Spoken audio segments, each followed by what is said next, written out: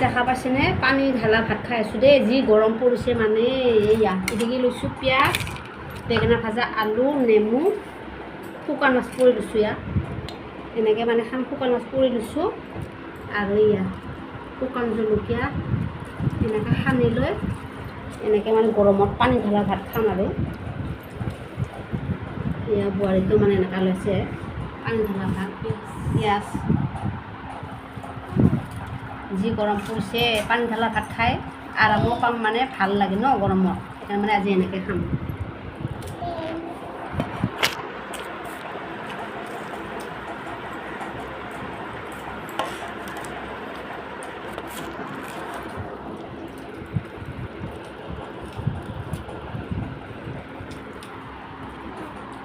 এইবার নাতে নিত